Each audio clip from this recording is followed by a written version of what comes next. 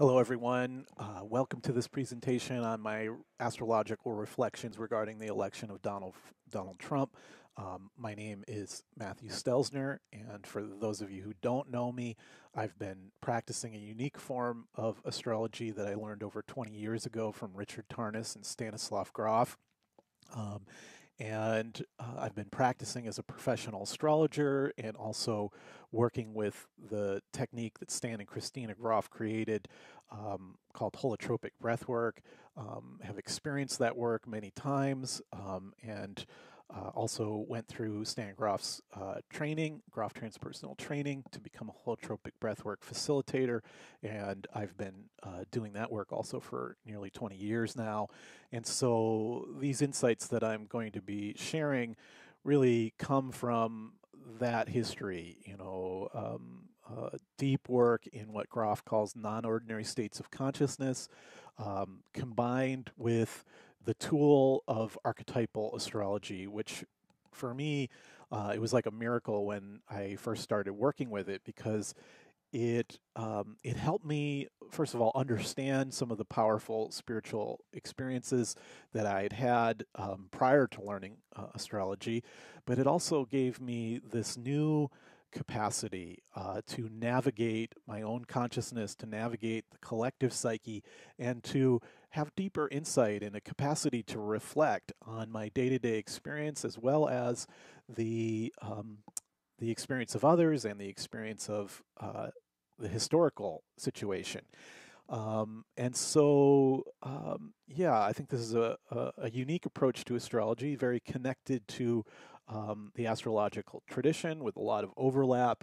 But I think it has a certain character that emerged from the unique circumstances at the Esalen Institute in the 1970s, where there was so much deep psycho-spiritual self-exploration happening, and Grof and Tarnas were right at the center of it, and they used astrology as a tool to understand better these deep states of consciousness that people were exploring, particularly helpful in understanding when there's a particular ripeness for growth and psychospiritual breakthroughs, as well as understanding some of those more challenging times in our life where we're really um, doing the hard work that sometimes it's challenging to know exactly what's happening. But with astrology,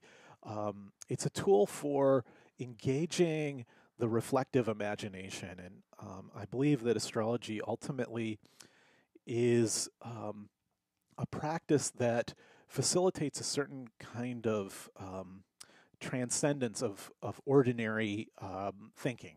I think it's a tool that helps us move into a kind of intuitive thought process that is beyond our ordinary kind of problem solving intellect. It helps us contact deeper sources of guidance and support. I think it ultimately helps us to connect with our higher selves, that part of us that is loving and cares for us and wants to help show us the way. And I feel like the higher self is very much trying to communicate with us through the language of astrology. And the more you learn the language, the more precisely you're able to have a dialogue with higher sources of intelligence. And so my hope is that as we cover this material, that you'll be able to use it as a means for reflection and entering into what Jung called the active imagination process, where you're kind of surrendering to some higher source of guidance that astrology may trigger for you. So, having said that, I'll just mention that my website is www.stels.biz. You can check it out and see lots of other videos and lots of other content and get a larger sense for my work. And I also want to mention that anybody watching this video can get a 20% discount on a 2-hour astrological consultation for you or a friend if you want to give a gift. And the offer is good until January 15th of 2017.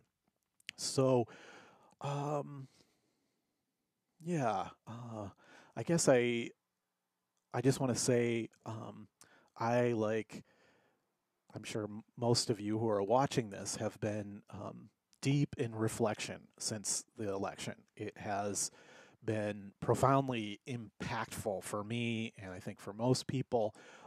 It's one of those incredibly profound moments in history. I don't know, it's one of those moments in my life. I've had two or three. 9/11 was one of them, where I just felt this sense of the power of the historical moment, and that sense of being swept up in a process of history that's bigger than me, that is powerful and intense, and where there's nothing that can be done but to surrender to the historical moment and to try one's best to participate in it.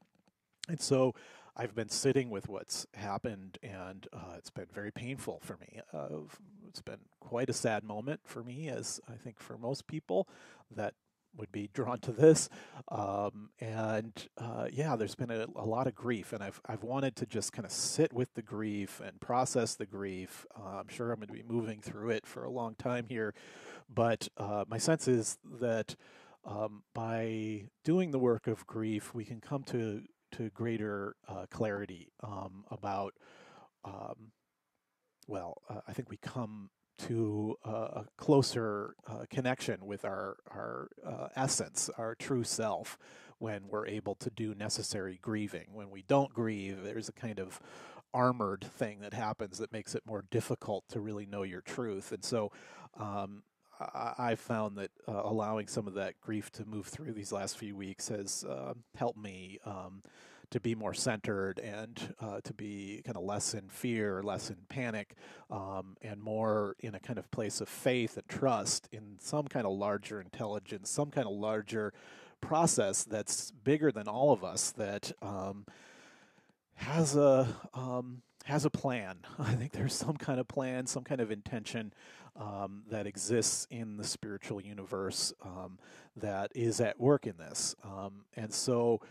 So yeah. As I've been sitting with it, I have been trying to tune in to what we would call the archetypal quality of the moment, trying to get a sense for what is the most essential astrological symbolism that can help me and others understand what's going on. And as I was first thinking about it, I was trying to tune in, and the first archetype that really came up for me that seems the most relevant is the Pluto archetype. And I knew that Pluto is incredibly relevant in lots of ways, and I'll be reviewing the meaning of Pluto as we go through here. But but Pluto is the archetype of intensity, drama, death, rebirth energy, and also a kind of descent into the underworld, a confrontation with the shadow, and potentially a kind of rebirth of um, a kind of phoenix rising from the ashes potential. And I do have that sense that we're moving into a more intensified version of what I think is a larger death rebirth process that has been happening for a long time, and yet it's reached some kind of crucial climactic moment, and so I started to really look at, okay, where is Pluto coming through? And I looked at something that I haven't really studied that much. Actually, I have looked at it quite a bit, but I hadn't looked at it recently. And this is the the astrology for the United States birth chart. And um, maybe maybe I'll just go there for a minute. I'll pull up the USA chart here just for a second to show you what I'm talking about. Here in the middle is an astrological chart for the birth of the United States, July 4th, 1776. And one thing I think it's important to mention here about astrology is that there's a kind of fundamental fundamental assumption in astrology regarding the nature of time. Astrologers understand that time is not neutral, it's not always the same, that there are qualities to time and that there are cycles of time. Time doesn't just move in a straight line, it moves more in spirals. And so these cycles of time are understood through the motions of the planets around our solar system. And there's many different approaches to astrology, many different techniques and tools that can be looked at. But this approach that I learned from Rick Tarnas and Stan Grof, I think it has a kind of simple clarity. We work with less symbols. We really just focus on the 10 planetary archetypes, and astrologers see the sun and the moon as planets. The ancient meaning of the word planet is wanderer. These are all the bodies that seem to move against the backdrop of the fixed stars. And so one thing that we look at are these cycles of all 10 of these planetary bodies and the length of those cycles, where the moon is the shortest cycle. It's a 28-day cycle for it to go all the way around the solar system. The sun is a 1-year cycle. It's really the Earth that's moving around the sun over the course of a year. But what we see moving is the sun against the backdrop of the fixed stars. And it takes 1 year for the sun to move from Aries, the first day of spring, around one whole full cycle back to Aries and the next first day of spring. And then Venus and Mercury, even though they're moving faster, they also have about a 1-year cycle. And then Mars is a 2-year cycle. Jupiter is a 12-year cycle. Saturn is a 30-year cycle. Uranus an 84-year cycle. And Neptune a 160-year cycle. Pluto a 250-year cycle. And you can tune into any of these cycles. And they exist in different ways. They exist in our individual lives. And obviously with something like a 250-year cycle at this point in our scientific knowledge, humans don't live 250 years. And so obviously you don't do a whole full Pluto cycle, but these cycles are broken also into different phases, different seasons. Just like with the solar cycle, there are different seasons: spring, summer, fall, winter. Those are the 4 quadrant moments of the solar cycle, where it takes about 3 months of a 12-month cycle for the sun to move 90 degrees, and then another 3 months for it to be at the 180-degree point, another 3 months to get to the 270-degree point. And it's the same with all of the planets, that they, in a certain amount of time, they move 90 degrees, and then the same amount of time to move another 90 degrees. And so you can look at these, they're called the quadrature moments in the planetary cycles, and get a sense for these changing of the seasons. And so you can, for example, in an individual human life, the Saturn cycle is particularly profound to look at. Saturn moves 90 degrees every 7 years, and so it's really both a 30-year cycle for it to go all the way around the solar system, but then there are these 7-year intervals where it moves 90 degrees. And, and so you can look at your own life through this understanding and look at what was happening for you around age 7, around age 14, 15, around age 21, around age 28, 29, 30, and reflect on those time periods and get a sense for what was happening. And if you then understand the meaning of Saturn, which is complex and I won't go into all of it, but if you understand that Saturn has a lot to do with maturity and wisdom, then you can understand that every 7 years there is a kind of intensified maturational process. And you can see it like age 7, 14, 21, that there is some kind of very obvious maturational challenge. And it is often a challenge that's trying to happen at those intervals. And the thing is about knowing astrology is you can participate in this, you can cooperate with it, you can be a channel of those energies as opposed to being armored or frustrated or defended against these energies. And so this is the kind of thing that astrologers do. They look at these cycles and then they reflect on it. It's an amazing tool for reflecting on your own life, but it's also an incredible tool for reflecting on history. What I call New York Times yoga, the daily spiritual discipline of reflecting on the news and how it relates to the changing seasons of astrology. And so coming back here now to the USA chart, and the outer wheel is where the planets are today compared to where they were at the moment of the birth of the United States.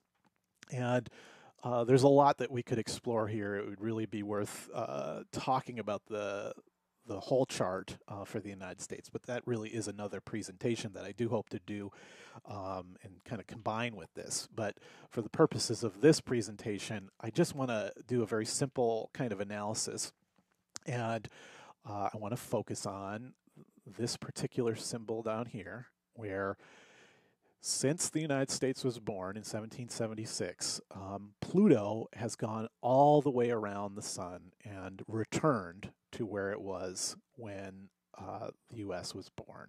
So it's the United States Pluto return.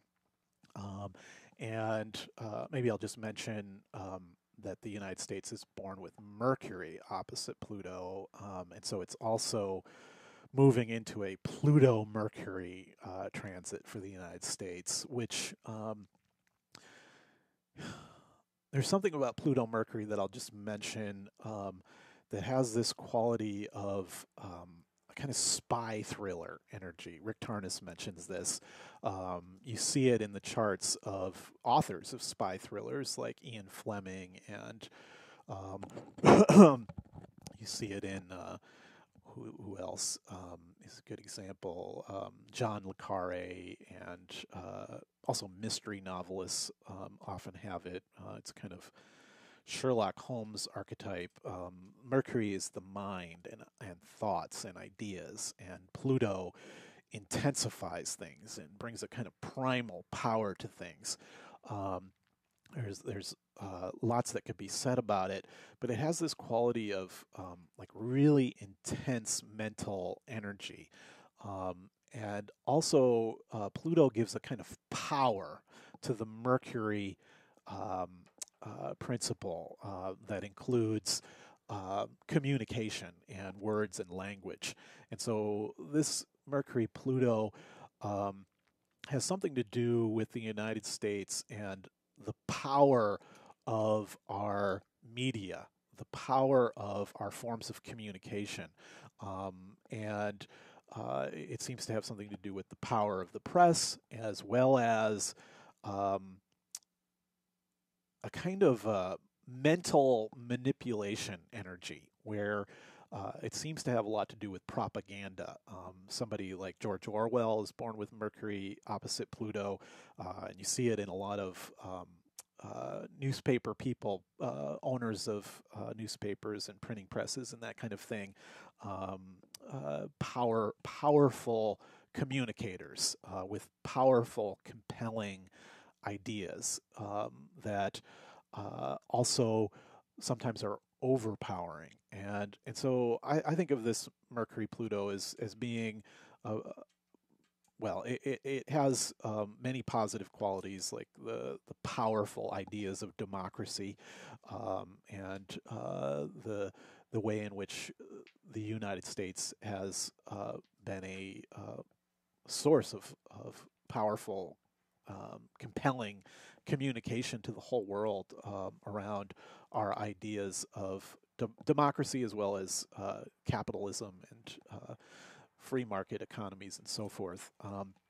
And but the main thing I wanted to say about it is it definitely seems relevant to this kind of spy thriller energy, and you can see it, of course, in our current situation where there's this kind of spy thriller energy with the spying and cyber attacks, and as well as the kind of media manipulation.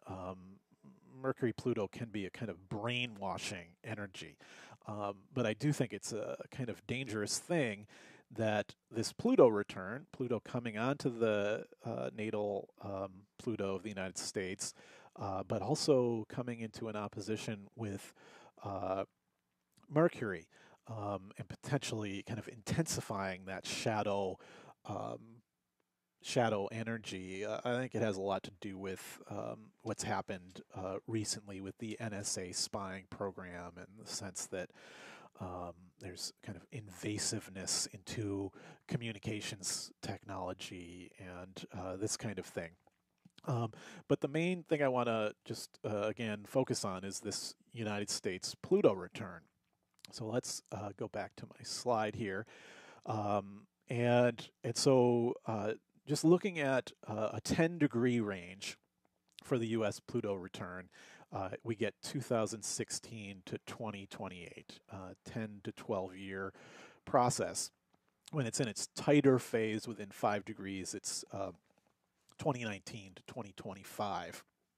More like a 6-year period where it's most intense. So we haven't quite got to that point, but it's obvious to me that it's already super relevant. We're already really getting swept up in this energy. Now, I just want to maybe actually, before I continue, let me just review some of the key Pluto themes.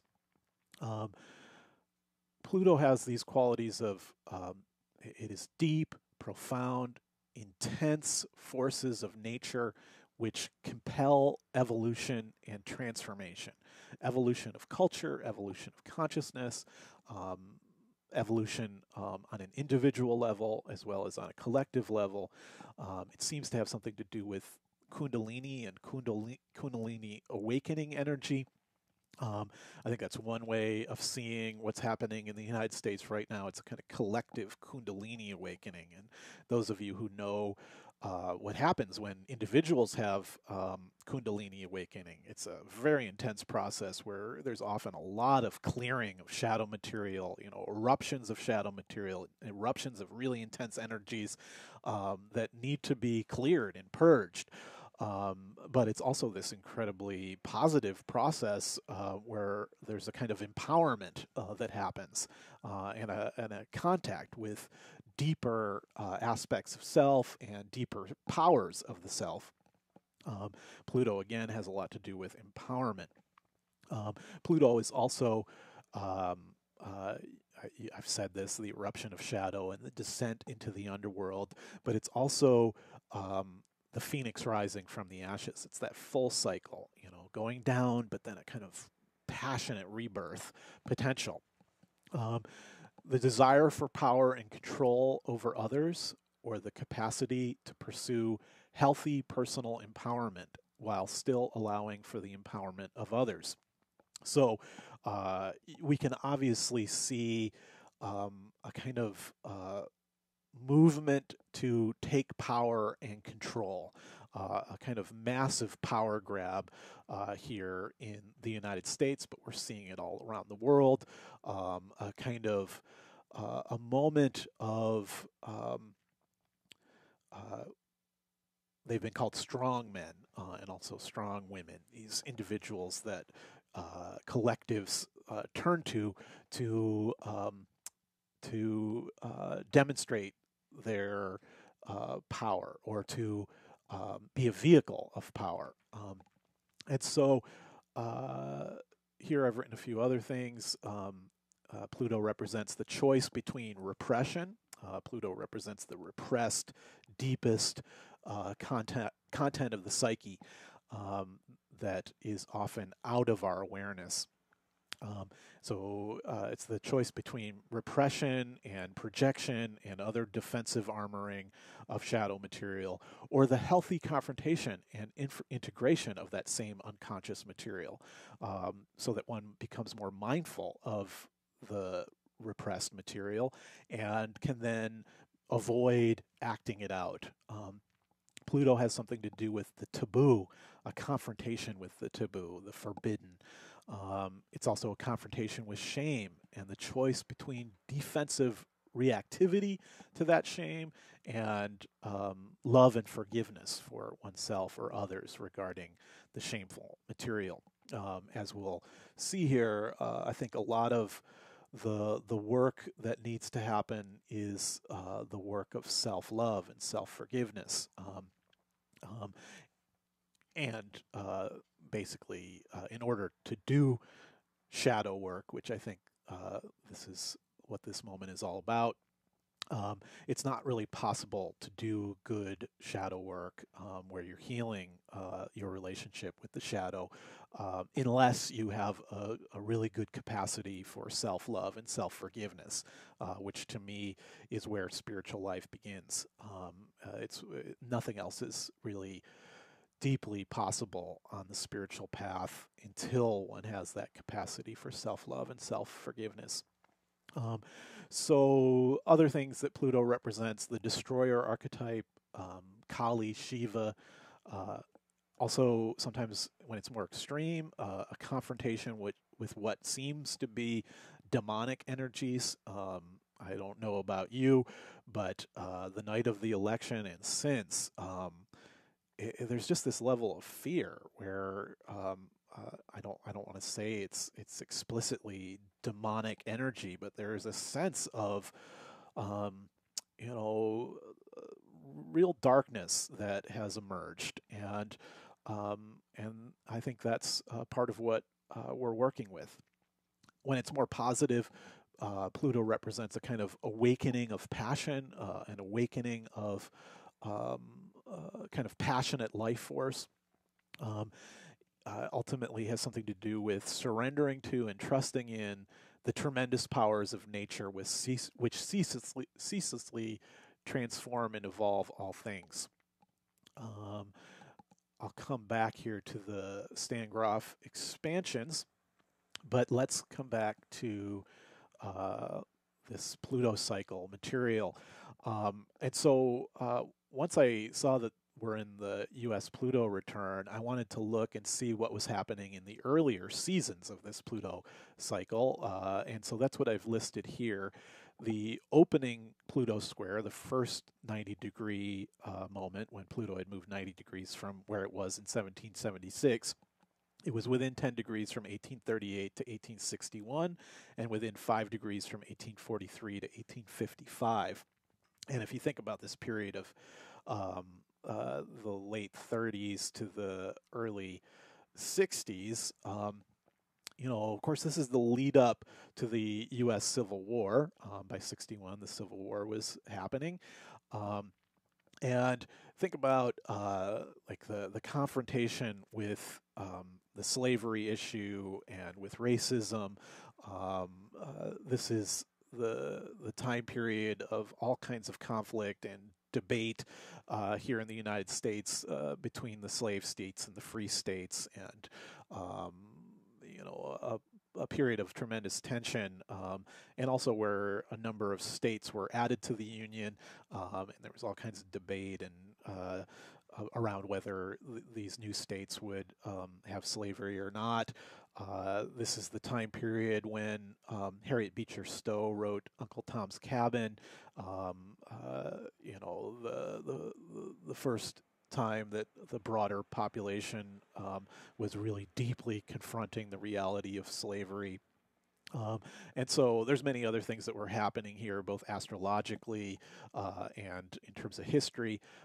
But those are a few things that I was reflecting on that might be relevant. The next Pluto season, when Pluto moved into the opposition with where it was in 1776, happened from 1928 to 1944, more intensely from 31 to 41. Um, of course, this is the lead up to the Second World War, the 1930s, the rise of fascism, but also this is the time period when Pluto itself was discovered here in the United States, a telescope here in the United States, and uh, it was also the time period when nuclear capacities were discovered. It's the time period of all the scientific exploration around nuclear power and nuclear weapons. And of course, by the end of this opposition, um, nuclear weapons had been successfully created, or they were very close to being created. And so Pluto has a lot to do with the most destructive forces of nature, and a sense at this time that there was a kind of unleashing of the most powerful forces of nature, an awakening to the true destructive powers that are at work in the cosmos. Um, the closing Pluto square, the most recent time we had a U.S. Pluto cycle transit was from 79 to 87, the more intense phase 81 to 85. Again, lots happening during this time period. But this 81 to 85 time period, of course, was the first Reagan administration, another period of confrontation with lots of underworld energies, but especially the kind of climax of the Cold War, um, and that sense that we were on the edge of nuclear apocalyptic danger. Um, so when we now think about our current moment, we can see a lot of those themes coming through, a sense of confrontation with collective shadow material, confrontation with racism and sexism and misogyny, and of course the nuclear issue, the um, the uh, the ongoing consequences of slavery in the United States, and something like the Electoral College, which was created entirely to protect the slave owning states. And so uh, let's now take a look. Oh, okay. I want to just mention another thing that's happening, and this is the Uranus cycle, and particularly looking at um, where we're heading into a USA Uranus return. I'm not going to look at the full Uranus cycle, but I'll just name previous Uranus returns for the USA. Uranus again takes 84 years to go around the solar system, and so the first Uranus return of the US, 84 years after 1776, was happening during the 1857 to 1863 time period, which of course overlaps with the Pluto opposition time period. So this moment here around the Civil War, in some ways, is the most similar to our current moment. Although the USA Uranus return is going to kind of follow right after the Pluto return, it does overlap with it a little bit in 25 and 26, as I recall. Um, but they're kind of connected, and I actually think it's pretty hopeful that the Uranus return is following this Pluto return, where Pluto has to do with intensity and drama and that sense of confrontation with the shadow. Uranus is the archetype of liberation and freedom and rebirth and breakthroughs, and so you see these Uranus return moments in the USA as big moments of change. Uranus has to do with change and a sense of kind of breaking through to the next level of the potential that's there. Um, and so, um, of course, the Civil War has also the Uranus quality of rebellion, revolution, um, and think about the Emancipation Proclamation, which was written during this time period, the the liberation of the slaves that happened right after this. It's been called a new birth of freedom that happened at that moment, but not a total birth of freedom. Obviously, with what happened with Jim Crow and segregation and so forth, the freedom wasn't totally granted.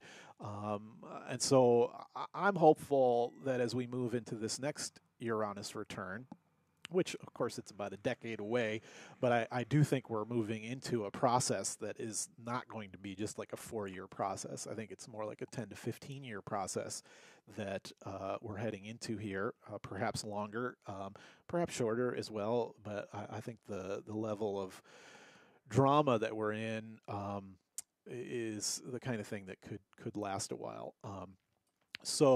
But I'm hopeful at the end of this time, there's this potential for another new birth of freedom, another moment of liberation and change. The second USA Uranus return after the Civil War happened from 41 to 47, so also overlapping with the Pluto um,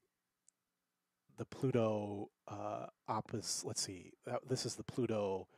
Um, this is the Pluto opposition phase. This one, the earlier one, the first USA return, coincided with the first Pluto square, right? Yes, here the first Pluto square.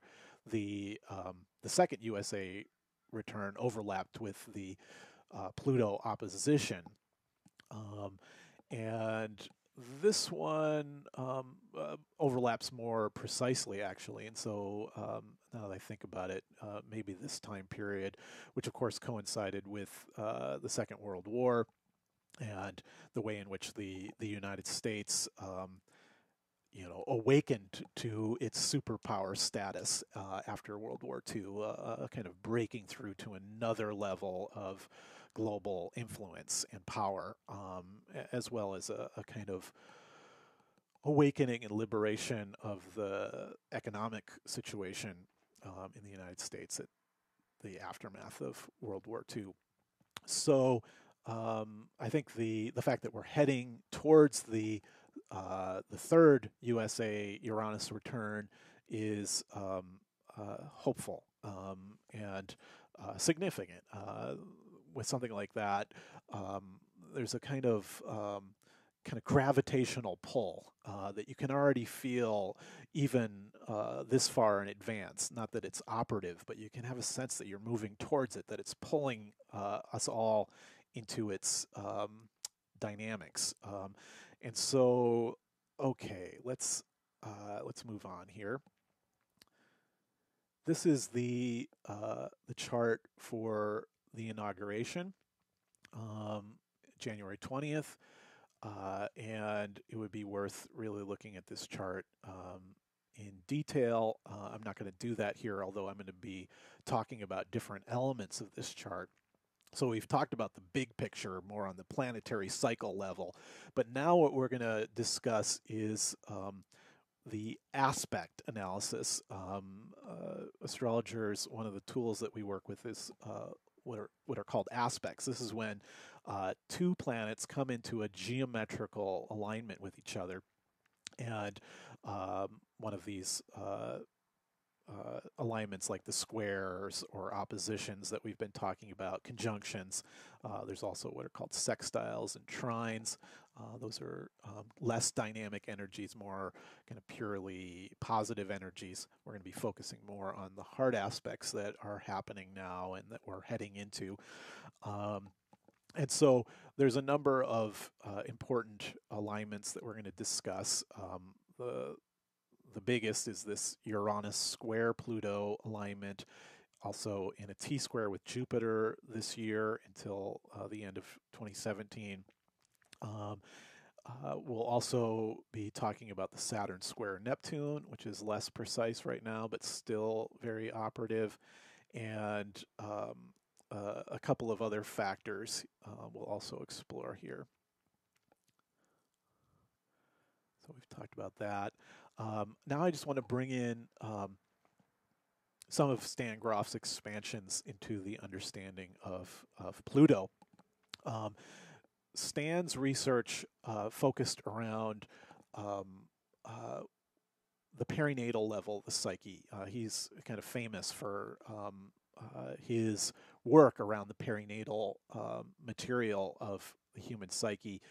This is his awareness of this emerged in the 1960s when he was doing research with LSD, doing intense, what he called LSD psychotherapy, these sessions of psychedelic work that often happened over a series of sessions, a number of experiences. And so as he watched what ended up being several thousand people go through these intense experiences, he started to create a kind of map of consciousness, having a sense for the range of different possible experiences that people have. And one of the deepest experiences that many people had, often after a few sessions, the experience would deepen into awareness of the person's birth experience, sometimes with like literal memories of the biological birth from the experience in the womb up through um, the different stages of birth labor. And he saw that people could connect with these different stages of the birth, and each of the stages had a certain archetypal character to it.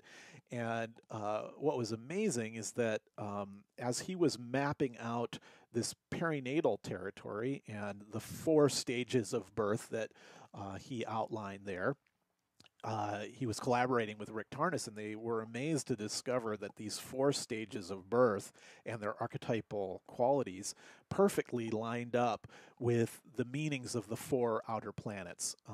And so, to first uh,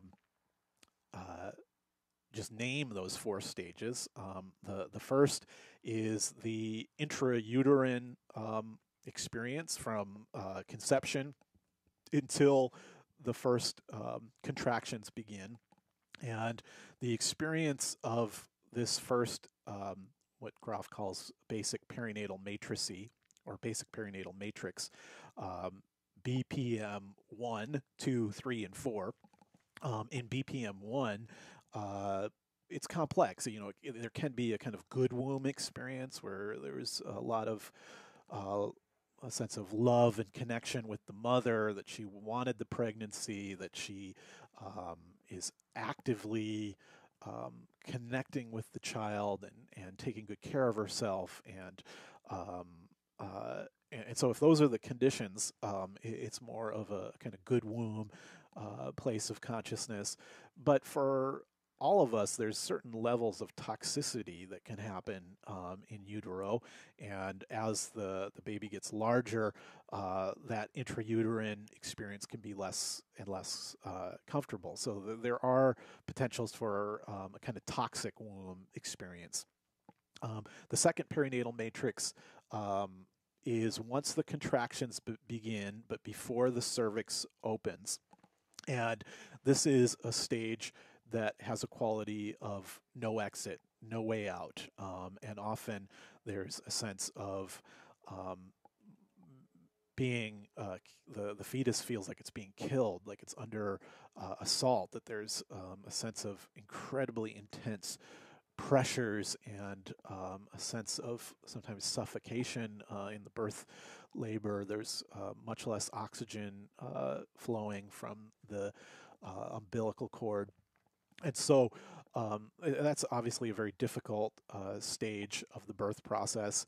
And then the third stage, which is more equivalent to the Pluto archetype, um, is has this is when the cervix opens, and now there's a kind of light at the end of the tunnel that the fetus senses, and a kind of life and death struggle to be born occurs, and it's a kind of collaborative process between the fetus and the mother, this struggle to be born, and um, and then the fourth stage of birth is the actual liberation of birth, the actual moment when the baby leaves the mother's body and starts to be a totally autonomous being. Um, and so those four stages perfectly line up with the meanings of the four outer planets. The first stage is Neptunian. Neptune has this quality of um, it's the water element, and it has a lot to do with a quality of floating and the sense of oneness between the fetus and the mother, the sense of um, the kind of classic feeling that people sometimes connect with in this stage of birth, and it has very much a connection with what Neptune uh, represents, the feeling of like nowhere to go, nothing to do, all my needs are met, I can just be at peace and float at one with my mother. That's the Neptunian feeling. The second stage of birth is the Saturnian energy. Saturn very much fits that idea of no exit, of pain and suffering. Saturn is the existential hard realities of life, the challenges of life, the confrontations with death and illness and loss and pain, abandonment, rejection, which is all those things are things that people feel and connect to, and have a sense that they felt as a fetus when they're doing deep psychotherapeutic self-exploration in these expanded states of consciousness. They can relive that experience, and when they do, it feels like they're being rejected. It feels like they're being abandoned. It feels like they're being killed. These are all Saturnian energies. The third stage of birth is the Pluto stage, and so here I want to just review some of the Stan Grof expansions in terms of understanding this plutonic moment that we're in collectively.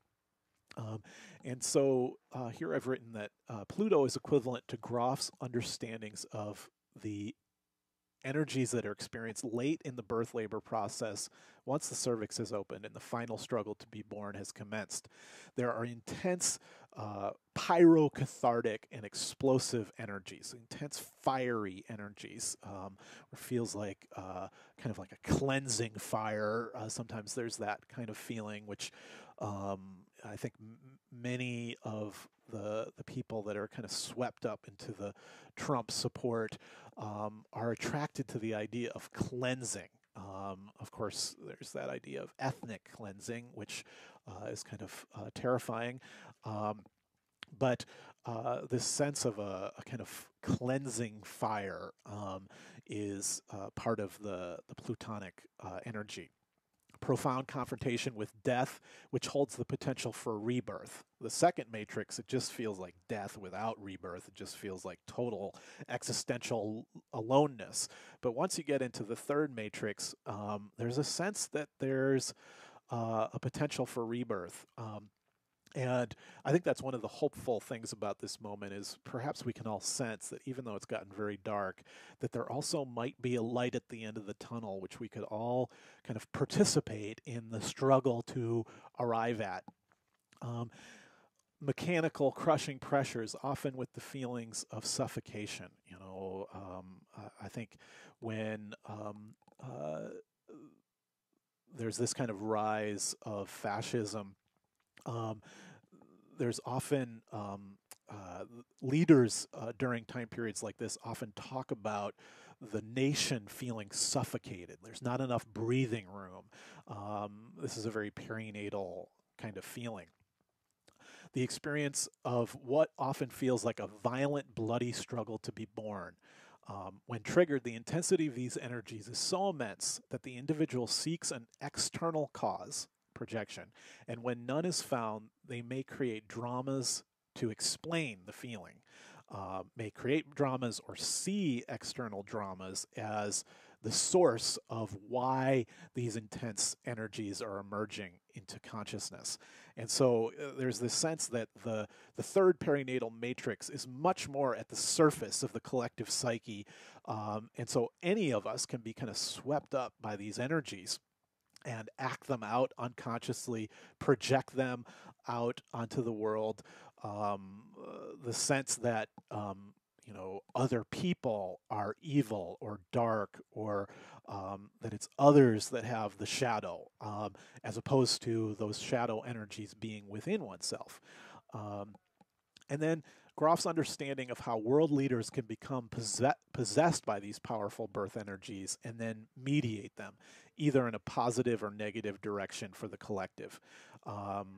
There's a difference between the inflation that can come for a world leader who identifies with these energies, who thinks that they are the source of the energies, or and I guess what I mean by that is where these birth energies are very powerful, where you can actually feel a kind of intense life force that's very powerful, and it's really coming from nature herself.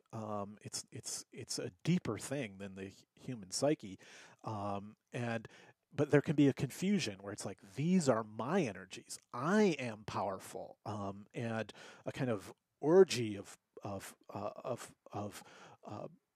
powerful cathartic energies can be experienced. And so you can become very inflated, identifying with Plutonic energies. And but there is this potential difference between that way the energies can come through versus the leader who sees that they are a servant and channel of the energies, not in control of them, and where there's a kind of cooperation with these evolutionary powers, which come from nature herself. Martin Luther King Jr. is a good example of the latter, with his strong natal Pluto opposite the Sun, and also we can understand it with the Uranus-Pluto conjunction of the 1960s, where there was a similar moment to now, a similar awakening to very intense energies like this, intense destructive energies and shadow energies. And so with King, you can see that he understood that that he was just a vehicle of history, that history was moving through him, that it wasn't he and his ego that was in charge. There was something bigger that was working through him, and obviously that's a much healthier attitude. So now moving into an analysis of the current collective energies, these aspect alignments, and also a brief look into the future, the next few years, and the collective transits that are coming. I think I'm just going to pause for a second here, have a cup of tea, and then we're going to dive in more. Let's see here.